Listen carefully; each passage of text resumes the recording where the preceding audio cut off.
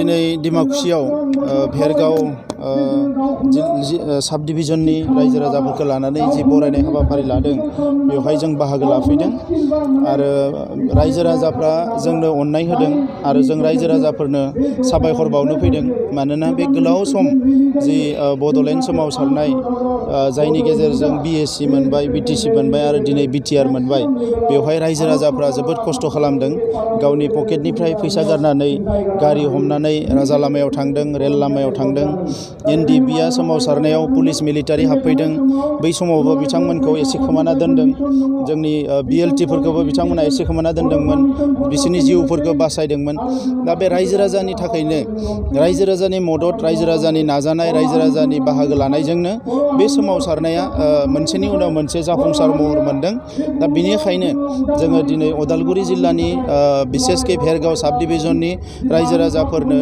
जोङो साबायखर बावनो फैदों बिथांमोननो जोङो साबायखर बावगोन आरो इयुननि समाव जोंनि आद्रा थानाय जेफोर हाबाफारिफोर सोमावसारनायखौनो होन बा हारि दानायखौनो होन सोलोंथाइ जौगानायखौनो होन गासैबो हाबाफारिफ्राव जों ज'यै आवगायलांनांगोन रायजो राजाफोरनियाव गोबां जेंना दङ गोबां जेंनानि मोगा मोगि जानानै जोंनि बर' सुबुंफ्रा जिउ खांनानै दङ बियो माने सोलोंथाइ रांखान्थि समाजखान्थिल' नङा बिनि बादैबो सानफ्रोमबोनि जिउ खुंनायाव गोबां जेंनानि मोगा मोगि जानानै दङ बै जेंनाफोरखौ जोङो लासै लासैनो सुस्रांनो लामा लानांगोन दा बेनिखायनो आङो खावलायगोन जे रायजो राजाफोरनि जि जुजिनाय खस्थ' खालामनाय बे ओरैनो थाङाखै बेनिखायनो बड'फा उपेन्द्रनाथ ब्रह्मआ बुंलांनाय बायदिनो मोनसे गेरेमसा हारि थानो थाखाय बयबो जानजि खाफ्रायो आरो जोङो बयबो खौसे जानानै जोंनि बर' हारिखौ बुहुमाव मोनसे गेदेमा हारि दानांगोन आरो बिनि थाखायनो जोंनि समाजाव सोलिबाय थानाय गेना गोरोन्थिफोर जौ जुवा बायदि गाज्रि थासारिफोरखौ फोजोबनानै साफ्रोमबो बर' फिसायानो जाहाथे गोग्गो जायो गोख्रों जायो आरो जोङो फारफ्रोमबो बिथिंनिफ्राय नों दा नागार आं दा नागार समाजखौ जौगालांनो हायो बिनि थाखाय जानजि खाफ्रानो थाखाय आङो बयखौबो खावलायगोन बिथांमोना हारिखौ लानानै जेबो सिरियास साना दा बेनिखायनो बेफोर खोथाफोरखौ बुंदों मानोना BTR सुक्तियाव जेबो गैया जानो बेखौथ' होमबा बिथांमोना लेखा रोङासो होनांगोन जोङो जुदि फरायाखैनो खोमा बिसोरो नोङो सेन्ट्रेल इउनिभारसिटि मोननायनि उनाव जेबो गैया होनोबा NIT मोननायनि उनाव जेबो गैया होनोबा NDBआ दिनै गोलाव सम सोमावसारनानै गावथारजानानै खास्रि बिस्रि थासारियाव थानांनानै दिनै न'आव फैनो हानाय अबस्था जाबायब्ला बे गोरोबथाया मानो जेबो गैया जानो दिनै SP DCखौ जोंनि गोसो बायदियै ट्रेन्सफार पस्टिं खालामनो हानाय जाबायब्ला DCखौ जोंनि खामानियाव बाहायनो हानाय जाबायब्ला बे गोरोबथाजोंनो बर' कसारि काउन्सिलबो जाबायब्ला कार्बि आंलंनि जेंनायाबो जोबोबा बेवहाय माने मिरुनिफ्राय थोंजों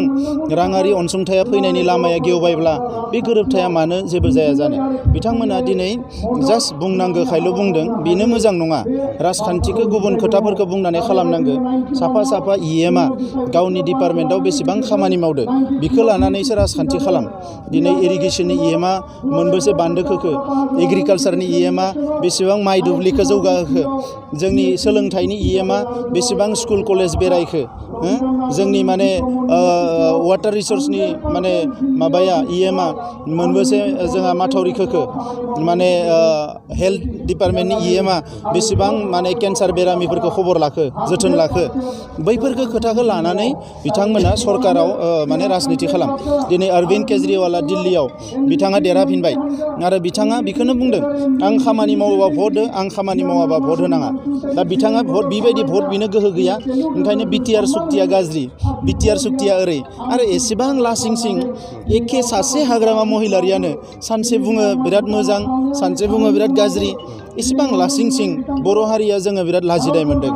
दा बेबायदि जानो नाङा आरो एबसुखौ बुंदों आंखौ बुंदों सारेन्डार खालामबाय गारनानै फैबाय नोंलाय माथो खालामदोंमोन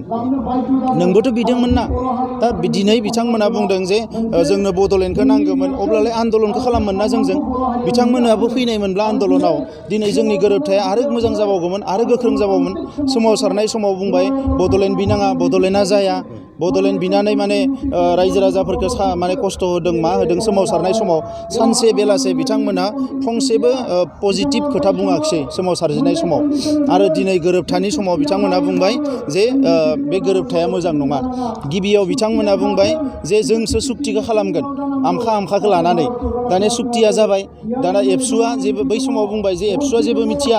सुक्तिखौ जोंसो खालामगोन गोरोबथाखौ जोंसो खालामगोन दा गोरोबथाया जाना थांनायनि उनाव बुंलायबाय एबसुआसो खालामदों जों खालामाखै दा बेबायदि जों माने बे लाख लाख बर' आइ आफा रायजो राजाखौ एसेबां माने नंखाय खोथाफोरखौ बुंनानै मिसलिड खालामनाङा आंहा बेबायदि जेबो उद्देश्य गैया दिनै बेसेबांबा गोब्राब नाजानानै पुलिस मिलिटारिजों गावथारजानानै न' बां सावजानानै जिनाहारि जानानै बे हारिया बे थाखोआव फैदों दा जोंनि हारिखौ दानाया जों साफ्रोमबो बर' फिसानि खामानि जानांगोन बेबायदि सोरबाया सोरखौबा माने राजखान्थि सार्थनि थाखाय बायदिसिना खोथा बुंनानै जेबो लाब मोननाय नङा हायोबा खौसे जानांगो गावबा गावनि सार्थखौ गारनांगो आरो बिथांमोना दिनै जायफोरा 15 बोसोर गाहाम इएम जानानै जेबो मावनो हायाखै नङा होमबा जायफोरानोखि गावनि ओनसोलाव जेबो मोनसे खामानि मावनो हायाखै बिथांमोनाथ' हगारनोसो नांगौ गोदान मानसिनो दिनै एमएलए गैयालासिनो एमपि गैयालासिनो उदालगुरियाव एनआइटि बिना लाबबाय खुनु मन्त्रि सासेबो गैयामोन जोंनियाव सोमावसारग्राफोरजों बेवहाय माने सेन्ट्रेल इउनिभारसिटि बिनानै लाबोबाय गोबां जेंनाफोरा सुस्रांजाबाय दा बेबायदिबा जोंनो एमएलए मन्थ्रिखौ मानो नांगौ बिथांमोना एक्सुवेलि लाजिनाय मोन्दों दा बे लाजिनायखौ खोबथेनो दायखौ मालायनि सायाव नारहरनो नागिरदों दा नारहरना जेबो लाब गैया जोङो दिनै बड'लेण्ड बिनानै सोमावसारदों आरो जोंनि सोमावसारनाया गोदोनिफ्रायनो एखे लामायावनो थांबाय थादों बिएसि लाबाय दसे जिरायबाय आरो फैलायबाय बिटिसि लाबाय दसे जिरायबाय फैलायबाय दिनै बिटिआर लाबाय बेसेबा मोजां मोनसे गोरोबथा नमेनक्लेचारा मुङानो बेसेबा मोजांखा मोनसे रिजन जोङो नर्थ इस्टार्न रिजन होनना बुंबाथाय मोजां मोनो नङा होमबा सारा नर्थ इस्टखौ दिनै बड'लेण्डआ हारसिङैनो रिजन बड'लेण्ड टेरिटरियेल रिजन दा बे मोनसे मोजां स्टेटास लानाय मोनसे गोरोबथा मोनदों आरो बेखौ जोङो मोजां नाजालाङोबा जोंनि आलादा रायजोआ जानो बारा गोबाव गैला जोङो बेखौ खौसे मावलांबानो राजखान्थि भाबै थै होआलासिनो जिउ होआलासिनो आरो आलादा रायजोआ जानायनि लामायाव फैबाय जों बेखौ नुहुरखायो आङो आब'खौ खुलुमो आरो आब'आ जे आंखौ दाबो उन्दै गथ' होननानै अनो बिनि थाखाय साबायखर बावो आब'आबो जिउआव गोबां खस्थ' खालामबोबाय राजनितिबो मावबोबाय दा बैसोबो जाबाय दा नंखायनो आब'नि जि इयुन जिउ बेवहाय आब'आ मोजां देहा मोनो मोजाङैनो मोजां बाखिखिनि जिउखौ मोजाङै संसार जालांनो हायो बिनि थाखाय आं अबंलावरिनियाव आर'ज गाबो आब'आ जोंनि सासे बयनिबो गोजाम सासे दैदेनगिरि दा बिनिखायनो आब'आ जि आंखौ उन्दै गथ' होननानै दाबो अनो बिनि थाखायनो आङो आब'निसिम साबायखर बावो आरो उनाव जिखिनि आं खामानि मावगोन बेवहाय जौगासार जानो थाखाय देरहासार जानो थाखाय आब'आ बोर सारस्रि हरदों आं बेखौनो आब'नि खाथियाव आर'ज गाबो दा बिनि थाखाय आङो सानगासिनो दङ बेखौ फंसे बाथ्राजों बुंनाय खोथा नङा मानोना बेसेबा गोबाव आलादा रायजो एबा गुबुन गुबुन सोमावसारनाय हारिनि सोलोंथाइ जेंना बायदि जेंनाफ्राव खामानि मावबोनायनि उनाव आंहा गोबां मोन्दांथि दङ जोंनि हारिया जौगासार मोनसे हारि जानो हायो नाथाय बेवहाय माखासे खामानि मावनांगौ दङ फिसा फिसा माखासे खामानि मावनो हायोब्ला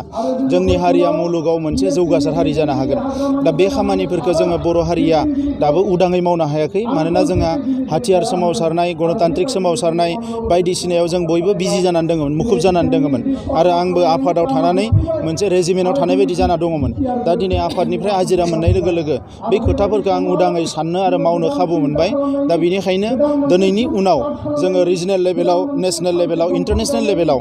जोंनि हारिखौ एसे लिंक आप खालामनानै जोंनि गासैबो बिथिङाव जौगाहोनो थाखाय खामानि मावगोन गोजोनखौ अराय लाखिनो थाखाय खामानि मावगोन जोंनि हारिनि फिसा फिसौ जेंनाफोरखौ सुस्रांनानै माने जेरैखि जाया हारिखौ फारफ्रोमबो बिथिङाव जौगानो हायो बिनि थाखाय खामानि मावलांनो नाजागोन फैबाय थानाय इलेक्सनाव एलायन्स नामा बिजेपिजों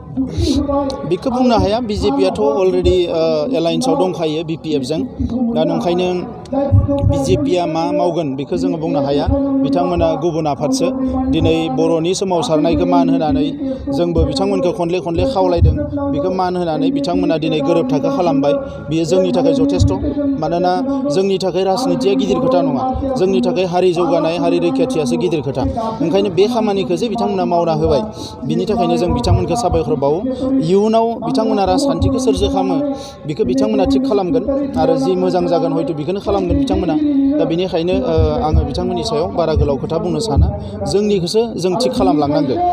इउपिपिएलनि कनफारेन्सआव 22 तारिखआव सारखौ इउपिपिएलआव जइन जागोन होननाय खोनादों सार बिनि थाखाय दाबो आंनि आखायाव प्राय 24 घन्टानि बारा सम दङ आङो मोनफ्रोमबो मिनिट सेकेन्डआव सानगासिनो दङ आं मा मावनाया मोजां आरो मा मावनाया मोजां नङा आङो आंनि गोसो गोरबोनिफ्राय आंनि जि खावलायनाय फैयो बेखौ खोनासंनानै आङो थांखि लागोन